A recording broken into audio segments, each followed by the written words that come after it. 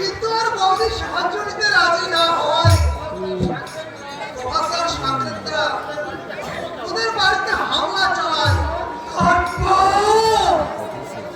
এই হামলার মোকাবিলা করতে আব্দুল চাচাকে অনেক ক্ষতি স্বীকার করতে হয়েছে।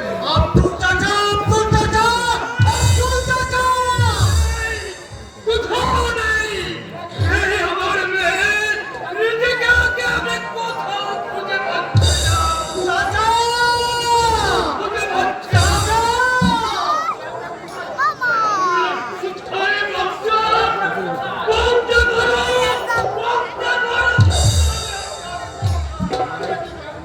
আপনাকে জোর করে বাঁচা করছি।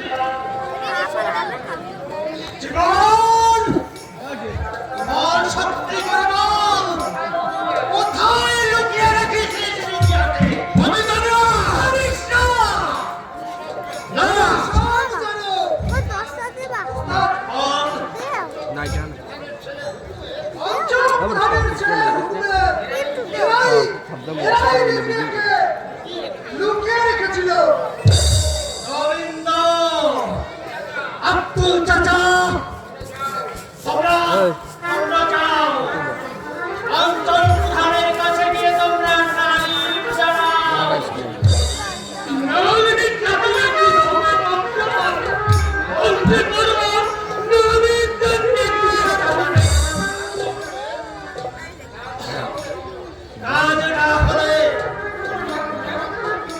কাজ না হলে যেমন কুকুর তেমন মুগুরি ধরতে হবে চাচা। হ্যাঁ চাচা, হ্যাঁ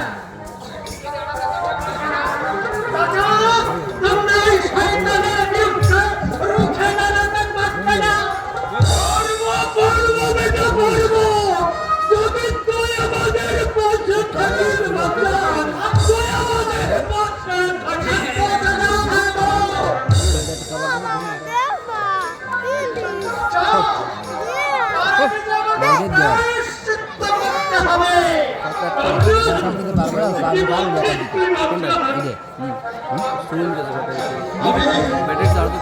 আমি যে পাপ করেছি চাচা, যে কালি আমি আমার মুখে মাখিয়েছি, যে রক্তে আমার এই হাত দুখানা লাল লাল করেছি, চোখের জলে মাথার ঘামে সেই রক্ত সেই কালি মুছে দিয়ে আমি যদি জানোয়ার থেকে মানুষ না হতে পারি, হ্যাঁ হ্যাঁ, আমি যদি এই জানোয়ার সেদিন আবার আমি তোমাদের বসে থাকবো চাচা, তোমাদের বসে থাকবো।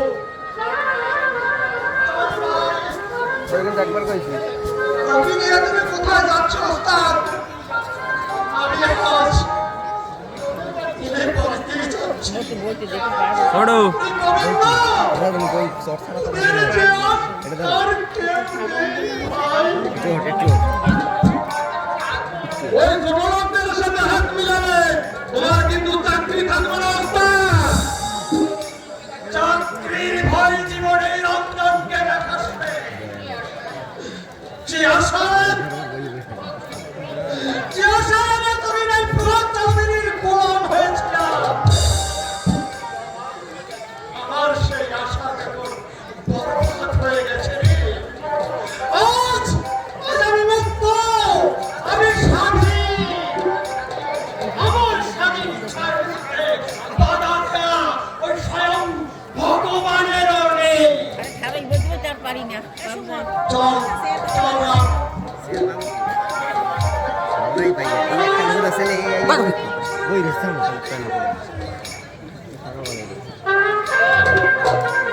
আচ্ছা, আমিও তাহলে খবরটা গুরুর কাছে দিয়ে আসি।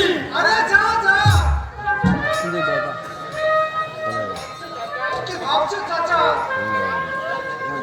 আমার রিজিয়াকে ফিরে পাবো কবে? ফিরে তোমাকে পেতেই হবে চাচা। নইলে এই রান্না মাটিতে মানুষ বলে কিছু আর থাকবে না।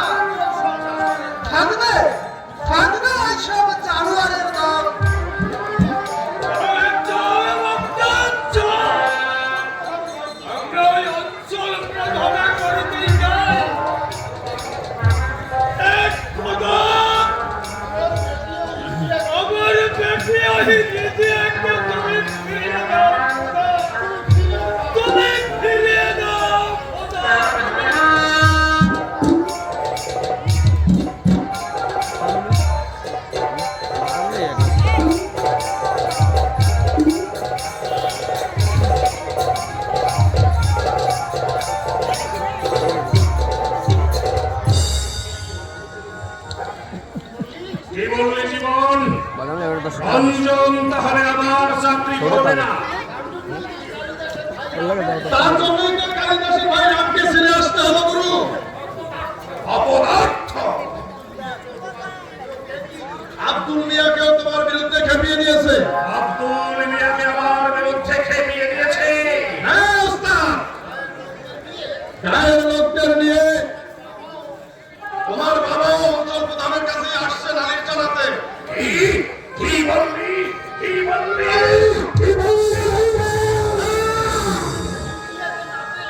রিজিয়াকে না পেলে ওরা তোমাকে খুন করবে।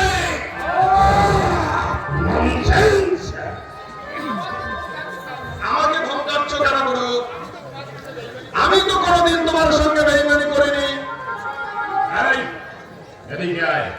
শোন, কানে কানে ওই তোকে একটা কথা বলে দিচ্ছি, শোন। আমি এখনই যাচ্ছি গুরু। যা, আর একটা কথা শুনে যা। রঞ্জনের উপর কিন্তু এখন থেকে কড়া নজর রাখতে হবে। সে তোমাকে আর বলতে হবে না গুরু। তুমি হুকুম দিলে আমি সারা তার লাশটাও ফেলে দেবো। যা। রঞ্জন ড্রাইভার, এই প্রভাত চৌধুরীর মুখের ভিতর তুমি কে নিতে চাইছো? আব্দুলকে আমার বিরুদ্ধে খেপিয়ে দিয়েছ, রিজুয়াকে ফিরিয়ে নিয়ে যাবে। কিন্তু ওরা জানে না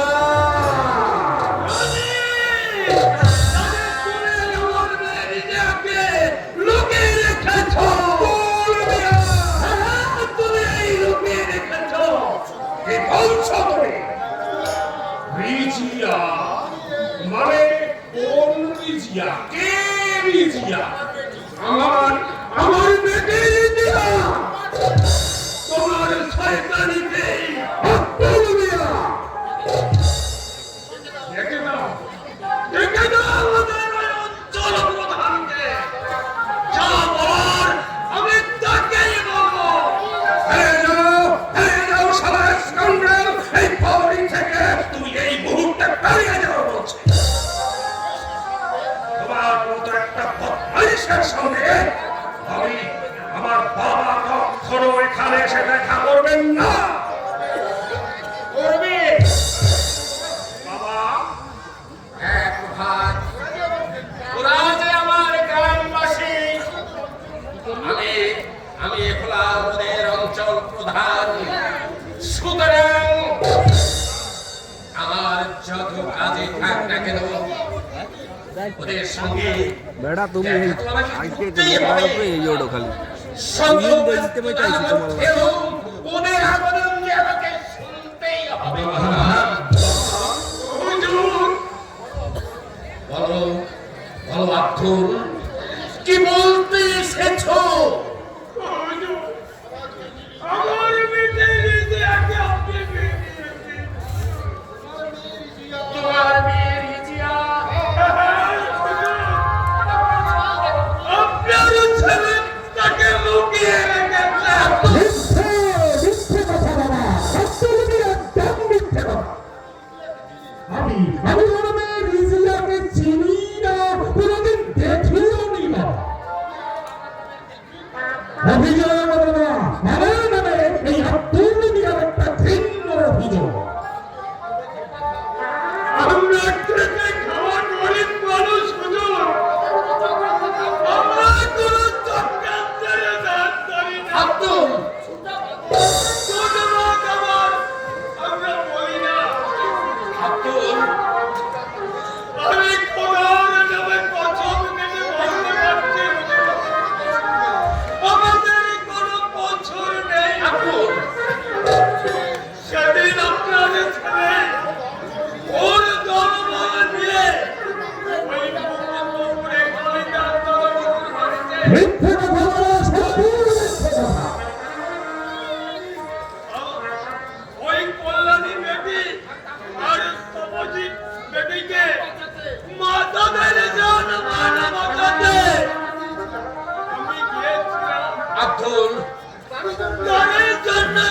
বদলা নিতে পুরো তোর বেটি নিজেকে গুম করে রেখেছে।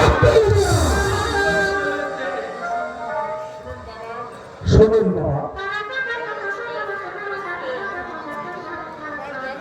আমার জনসেবা এন্টারপ্রাইজের নামে এরা বদনামিতে আমার নামে এই সমস্ত মিথ্যে রটনা করে বেড়াচ্ছে।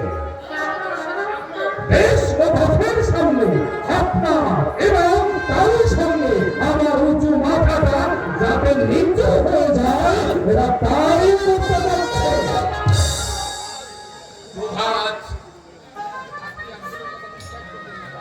আপনি কিছুতেই এই আব্দুল মিয়ার কথা বিশ্বাস করবেন না বাবা। হ্যাঁ বাবা, শুধু আমার মুখের কথা নয় হুজুর, এই রাঙামাটি আর ওই মুকুন্দপুরে আপনি খোঁজ নিয়ে দেখুন হুজুর। আমার ইতিহার মতো আরো অনেক ইতিহাস এমনি করেই ওরা গা ছাড়া হয়ে গেছে। তারা আজ কোথায় কেউ জানে না হুজুর।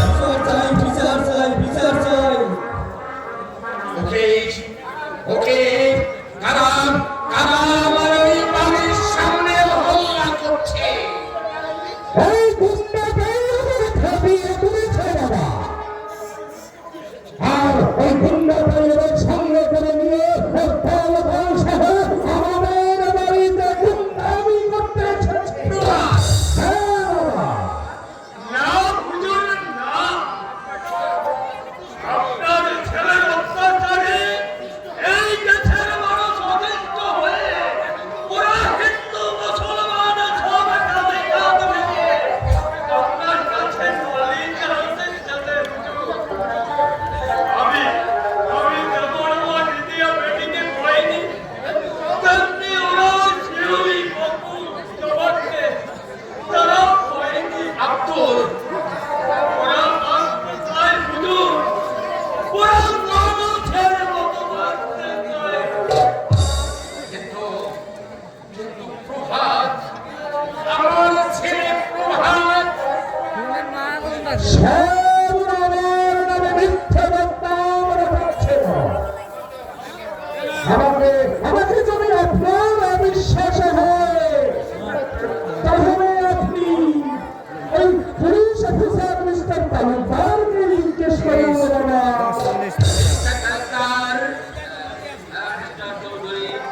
আপনার বাড়িতে হামলা হতে পারে জেনে আমাকে ভোট দিয়ে দিতে হলো, কারণ আমি একজন দায়িত্বশীল পুলিশ অফিসার। দেখুন মিস্টার তালুকদার, আপনি নিজের চোখেই দেখুন। এই হলো গুন্ডার সর্দার আব্দুল মিয়া, ওর ছেলে। আমি নাকি ওর মেয়ের ভিজিয়াকে গুম করে রেখেছি। সব বাজে কথা, একদম বাজে কথা।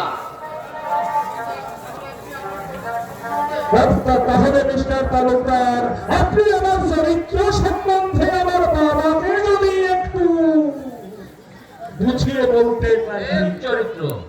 এক চরিত্র আপনার ছেলে একদম দেব চরিত্র। আর আমার ওই জনসেবা এন্টারপ্রাইজ আদর্শ কল্যাণ সংস্থা। শুনলেন তো বাবা, মিস্টার তালুকদার কি বললো? আব্দুল, এর পরেও কি তুমি বলবে? গ্রামবাসীরা সকলেই বলবে হুজুর, তোমরা যে যাই বলো, আমি হলাম অঞ্চল প্রধান চৌধুরী। আমার ছেলে কখনো অসামাজিক কাজ করতেই পারে না। এবার কখনোই না। বাংলাদেশি আব্দুলকে ধান করে পুলিশ বেড়ে দিল, আর হামলাবাজেরা যদি রাস্তা না ধরে লাঠিচার্জ করে হটিয়ে দিল। কিন্তু স্যার কথার উপর কথা বলো না, যা বলছি তাই করো। যাচ্ছি স্যার। আগে মানবকে কেন মানব যে আমার মুখ থেকে আমার বেবি রিজিয়াকে এই দেশ থেকে সরিয়ে ফেলেছে, সেই মুখ খুলিয়ে এই দেশে ঘুরবে আর এই দুনিয়ার আলো বাতাসে দেখবে। আর নারী জানাতে এসে আমাকে বসে মরতে হবে ওই থানার হাজতে। এই তো আপনাদের বিচার। অপ্রহসলা আকাশী অবজে দাঁড়িয়ে যাত্রা শুনছো, যাও আব্দুলকে ওয়েট করে নিয়ে যাও। এই চলো চলো, কোথায় নিয়ে যাবে? হে খোদা, আমার নিজেকে তুমি ফিরিয়ে দাও খোদা, তুমি আমার জিন্দগি বরবাদ করে দাও খোদা, আমার জিন্দগি বরবাদ করে দাও। মিস্টার তালুকদার, বিশেষ কাজে এখনই আমায় কলকাতা রওনা হতে হচ্ছে। তবে একটা কথা, পুলিশ অফিসার হিসাবে আপনার যেমন একটা দায়িত্ব আছে, আর আমিও এই অঞ্চল প্রধান হিসাবে আমার একটা কর্তব্য আছে। তাই সেই কর্তব্য বোধের খাতিরে আপনাকে একটা অনুরোধ করে রাখছি। আব্দুল যদি অপরাধী না হয় তাহলে ওকে আপনি ছেড়ে দেবেন। আর প্রভাত বাবা, তুমি ভুলে যেও না, তুমি শুধু এই অঞ্চলের অঞ্চল প্রধানের ছেলে তা নয়, তুমি একটি সুশিক্ষিত সভ্য ঘরের সন্তান। তোমার কাজ কর্মে যদি আমার মান মর্যাদা ক্ষুণ্ণ হয়, আমার উঁচু মাথাটা যদি এই দেশের মানুষের কাছে হিরো প্রতিপন্ন হয়, প্রভাত, তাহলে তোমার ওই কুকর্মের জন্য তোমাকে ক্ষমা করলেও এই অঞ্চল তার কুসন্তান কিছুতেই ক্ষমা পাবে না।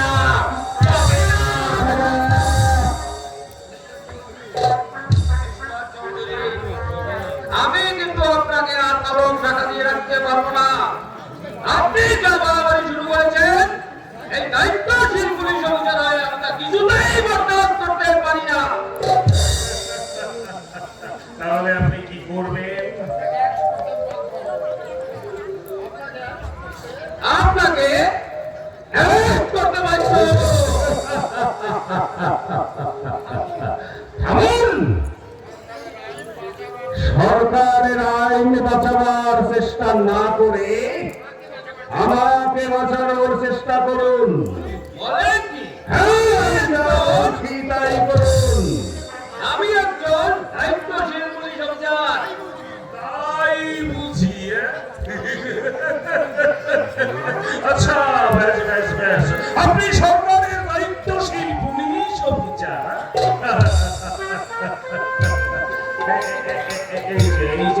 এই যে তালুকদার,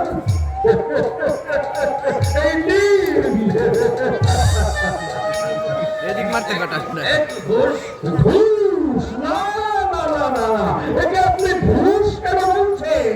এ তো হচ্ছে বন্ধুত্বের উপহার। তাই বলুন। ঠিক আছে ঠিক আছে, আপনি আপনার জনসভা যেভাবে চালাচ্ছেন এমনি ভাবে ঠিক চালিয়ে যাবেন। এই দায়িত্বশীল পুলিশ অফিসার থাকতে আপনার কোনো ভয় নেই। এবার চলে। আচ্ছা, আসুন আসুন আসুন। Good bye, good bye.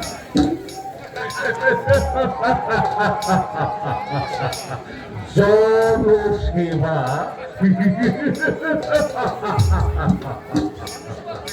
জনসেবা করতেই রিজিয়াকে আমি পাঠিয়ে দিয়েছি সেই মুম্বাইয়ের আলী আসগরের কাছে।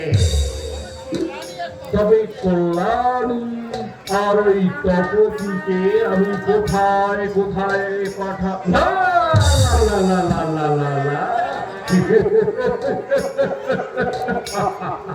ওই কল্যাণী আর তপতিকে আমি কোথাও পাঠাবো না। ও থাকবে আমার এই জঙ্গলে। আমি যত ইচ্ছে ওই কল্যাণী আর তপতির মধু পান করব।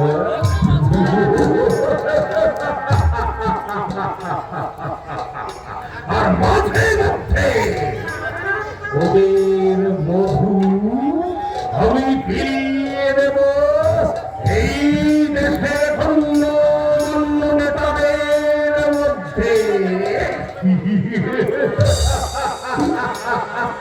এটাই তো হবে এই প্রধান রায়ের জনসেবা।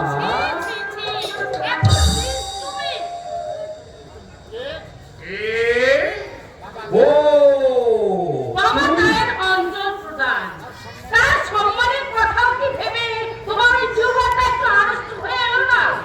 লাবণ্য,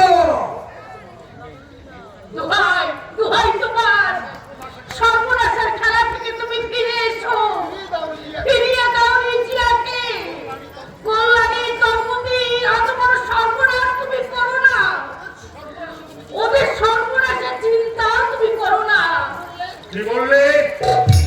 রিজিয়াকে আমি লুকিয়ে রেখেছি, কল্যাণী আর তপতির আমি সর্বনাশ করতে যাচ্ছি। এসব কথা তোমায় কে বললো? বলতে হয় না গো, বলতে হয় না। পাপ কখনো লুকানো যায় না, সাগর কখনো শুকিয়ে যায় না, আর মিথ্যার মেঘ দিয়ে সত্যকে কোনোদিন চাপা দেওয়া যায় না। আমি আশ্চর্য হচ্ছি তোমার স্পর্ধা দেখে। তুমি আমাকে উপদেশ দিতে চাও? আমার খেয়ে আমারই পরে আবার তুমি আমারই বুকে ছুরি বসাতে না, চাও? না, তুমি আমার স্বামী, ভুলেও তোমার অপরাধ কামনা আমি কোনোদিন করি না গো। তোমাকে উপদেশ দেওয়ার স্পর্ধা আমার নেই। শুধু আমার অনুরোধ, অন্ধকার থেকে তুমি আলোয় ফিরে এসো। পরের শেখানো ভুল তো বেশ ভালোই আওড়াতে শিখেছো। ওগো না, আমি তোমার পা ছুঁয়ে বলছি, কেউ আমাকে কিছুই শিখায়নি। কারো কথা শোনার মতো প্রবৃত্তিও আমার নেই।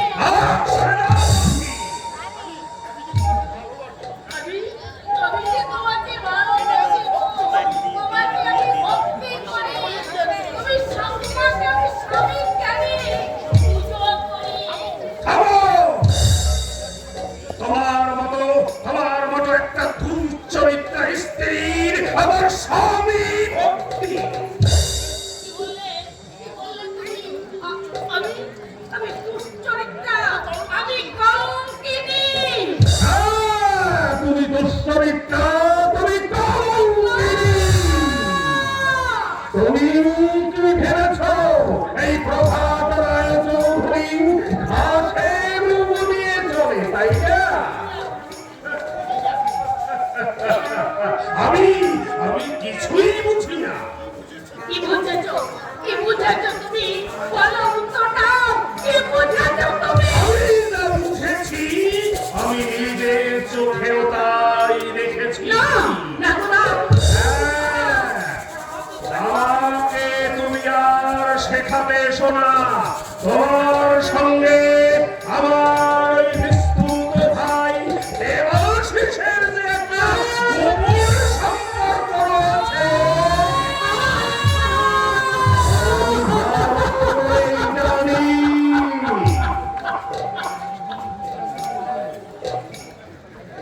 জানো গো, দেবাশিস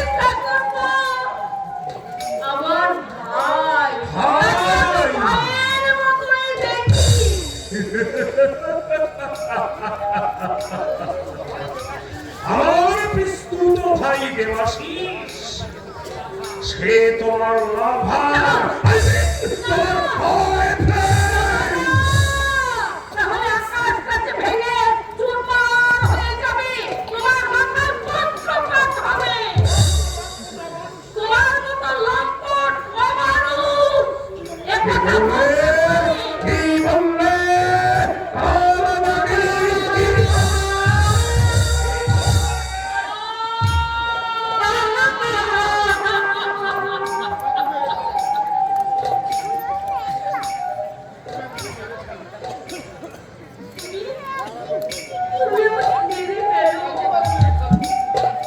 একেবারে শেষ করে দাও। আমি তাই করব। মনে রাখিস কালনাগিনী, ভবিষ্যতে আমার নামে বীজ ধারার চেষ্টা করলে তোর কালনাগিনীর উদ্ধত ফলাটা কি করে আমার তলায় শিশু মারতে হয় সেটা আমার ভালো করেই জানা আছে। কথাটা মনে রাখিস।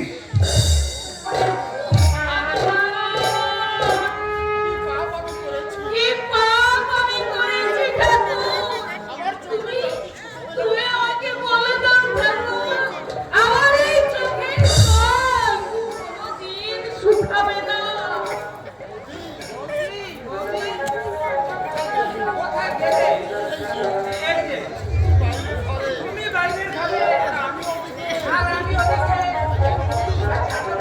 বলো ভাই, এবার একটা নাটক যা লিখো না, তার নাম হবে কিন্তু বাসরের বিধবা বধূ। আরে আরে বৌদি, তোমার চোখে জল। না না না, কিছু নয় ঠাকুরপো। মানে বলছিলাম কি, তুমি যে আমাকে বলছিলে ওই নাটক লিখতে, নামটা তুমি বললে? তোমার কি হয়েছে বৌদি? নিশ্চয় প্রভাতটা তোমাকে না না ঠাকুরপো, না। তিনি আমার স্বামী, তিনি আমাকে যথেষ্ট ভালোবাসে। আমি যাই ঠাকুরপো। দাঁড়াও, দাঁড়াও বৌদি, আমার কিছু কথা আছে। তোমার দাদা তোমার দাদাকে তার সঙ্গে তুমি কথাগুলো বলবে। কিন্তু আমি যে তোমাকে না ঠাকুরপো, না। তুমি এই বাড়ির আত্মীয়া, আর আমি হচ্ছি এই ঘরের কুললক্ষ্মী। তাই তোমার সামনে দাঁড়িয়ে তোমার সঙ্গে কথা বলা আমার উচিত নয় ঠাকুরপো, উচিত নয়।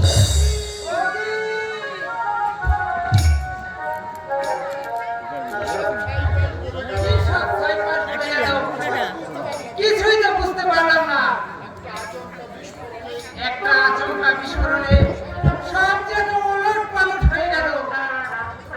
কিন্তু কিন্তু বৌদি যে আমার নাট্যকার জীবনের প্রেরণা, আমাকে জানতেই হবে, ব্যাগে বসবে। আমাকে বুঝতে হবে ব্যাগের উপরে বসবে। হঠাৎ করে এই পরিবর্তনের কারণটা কি। বৌদি, বৌদি, বৌদি।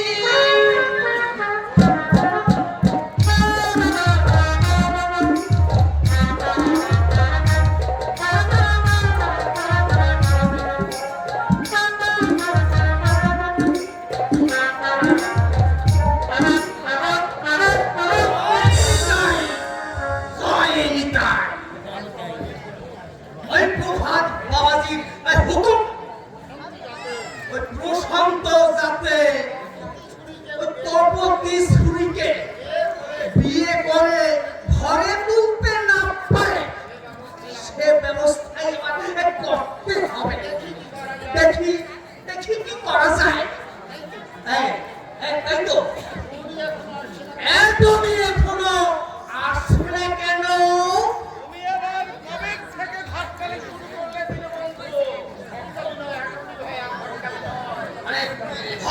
নয়, একেবারে ঘটকালি নয়। আয় তোমার ওই অমন আন্তারটা ছেলেটা, আরে যাতে বেঘরে মারা না পড়ে, এই জন্যই আমি পাত্রী দেখেছো? আরে জাতা পাত্রী নয়, জাতা পাত্রী নয়, ওই মেয়ের বিয়ে জাতা ধরে নয়। তোমার ওই মেয়ের বিয়েতে যত টাকা খরচ করেছো ভাইয়া, এবারে ওই ছেলের বিয়ে দিয়ে সব সুদ সমেত আদায় করে দাও। আমি এক গরিব ভবানী চরণ, ছেলে বিক্রি আমি করবো না। আরে বিক্রি কেন বলছো ভাইয়া, বিক্রি কেন বলছো ভাই? একটি গরু ছাগল যে বিক্রি করবে? তারা পণ নিয়ে ছেলের বিয়ে দেয়, তাদের ছেলে গরু ছাগলেরই সমান। জয় নিতাই, জয় নিতাই। ভাই পণ নিতে না চাও আমিও না ভাইয়া, কিন্তু ছেলেকে বাঁচাতে কেন? আমার ছেলে আমার প্রশান্ত কি করেছে? আমার ছেলে কি মরে যাচ্ছে?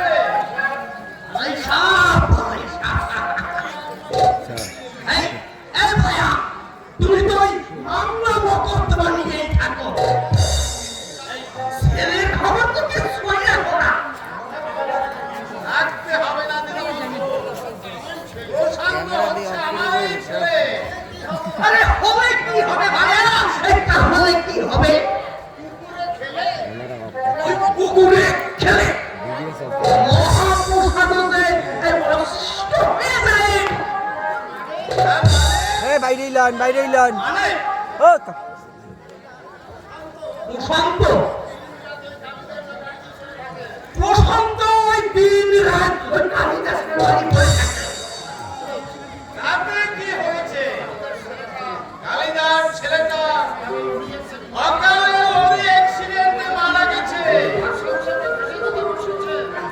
তাই বলে তাই তাই তাদের সংসারটা অকালে যেতে বসেছে। তাদের প্রশান্ত যদি তাদের একটু দেখাশোনা করে, তাতে এমন কি অপরাধ হয়?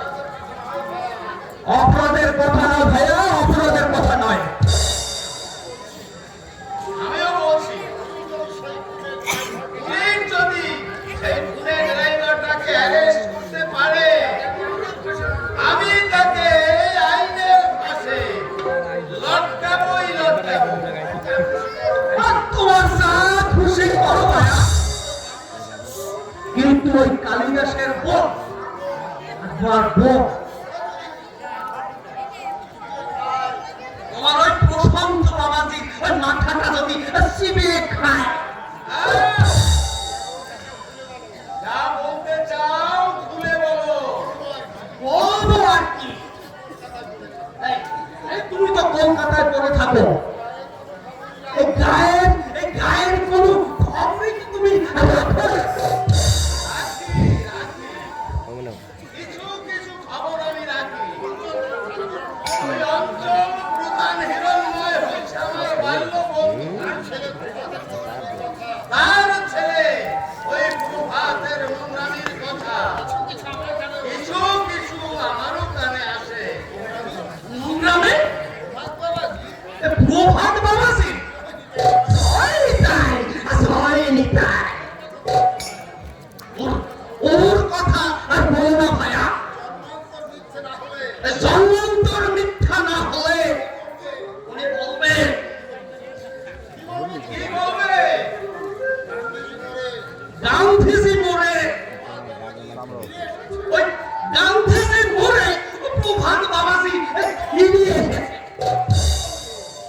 শোনো দীনবন্ধু, তাই তো গায়ের লোকেরা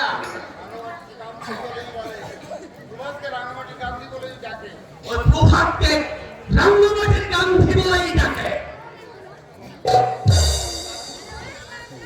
প্রভাত হচ্ছে রাঙামাটির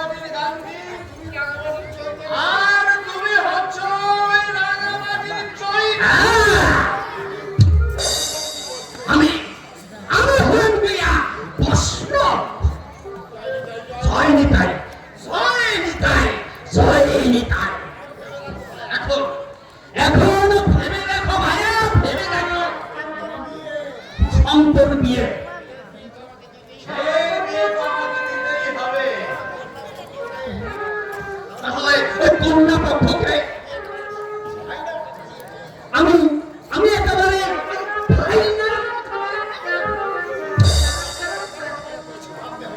দিনাপূর্ণর ব্যাপারে তোমার কিছু ভাবতে হয় না ভাইয়া।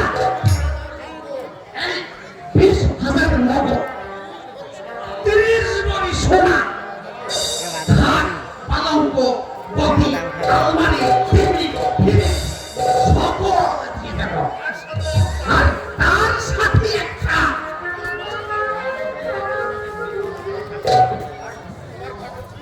আর তোমার ঘটক বিদায় কিছু চাই না ভাইয়া, কিছু চাই না। আমি অনেকটা কষ্ট। ওই টাকা তো আমার নেই। তবে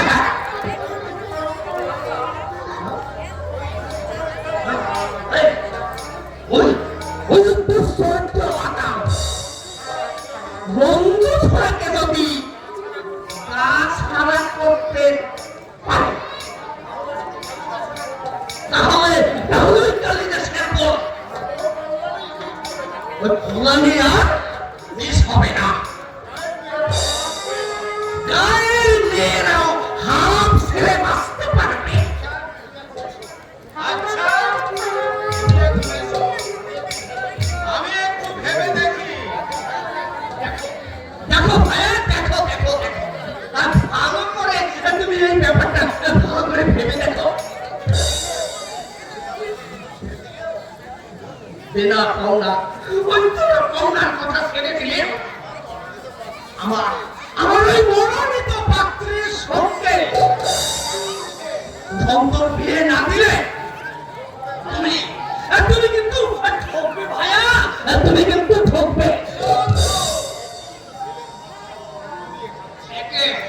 একে তো ছেলেটার মাথা চিবিয়ে খাচ্ছে, তার উপর আবার দেরি করলে বিয়ে ঘরে মারা পড়বে।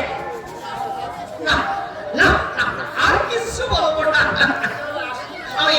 আমি তাহলে আসি।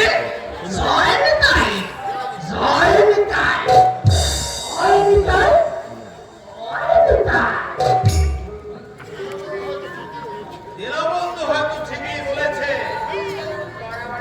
প্রশান্ত কোথায় একটু বাড়াবাড়ি বেশি করে ফেলেছে। যত তাড়াতাড়ি সম্ভব ওকে আমি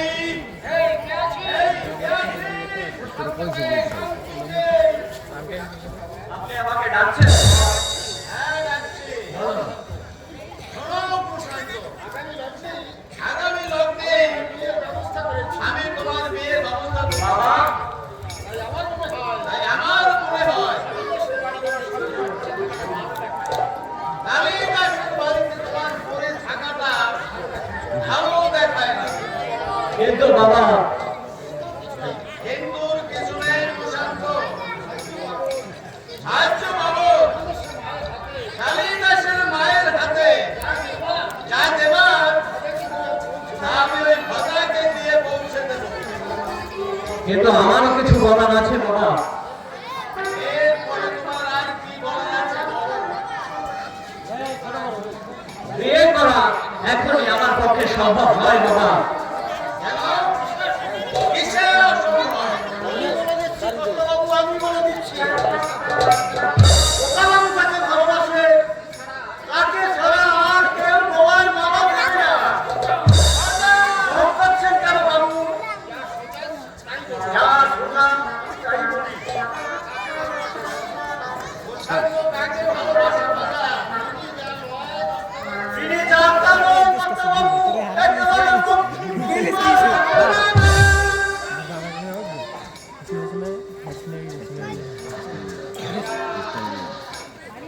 ভেবে দেখো না, ভেবে দেখো।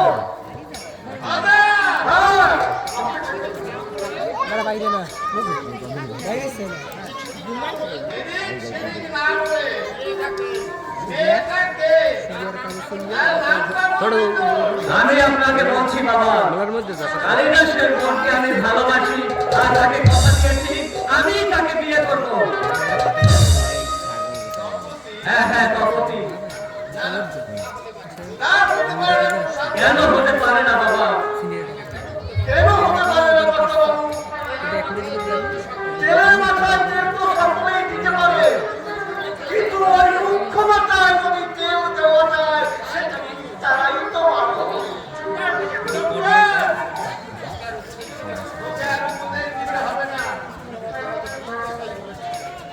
ওই তৃণমূল হয়তো ঠিক কথাই বলেছে। না না, পরের কথা শুনে আপনি ওদেরকে শত্রু ভাববেন না বাবা। ভেবে দেখুন বাবা, ওরা আজ কতটা অসহায়।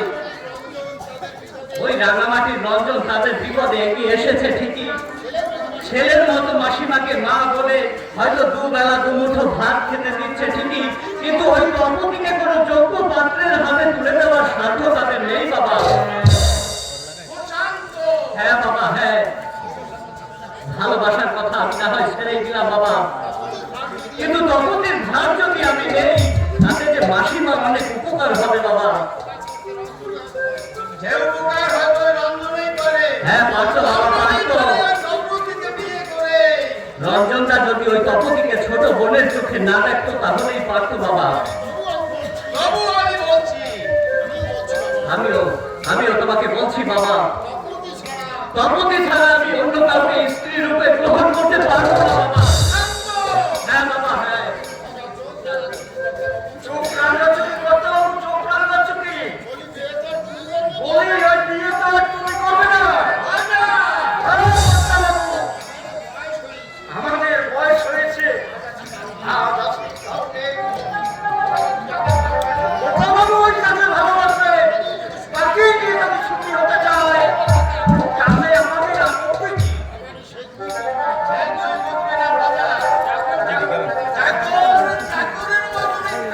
ভুলে গেছিলাম বাচ্চাবাবু, ভুলে গিয়েছিলাম। আমি যে আপনার আমার চাকর। আমার মন থেকে বাবা তোমাকে বিয়ে করতে হবে, এটাই হচ্ছে আমার শেষ কথা। বাবা উফ! বাবা বাবা এত নিষ্ঠুর হতে পারলো ভাজাদা?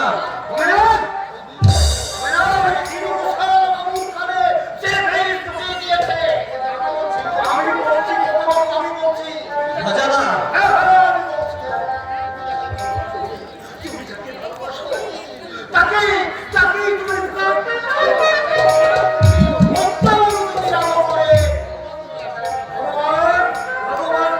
ভাজাদা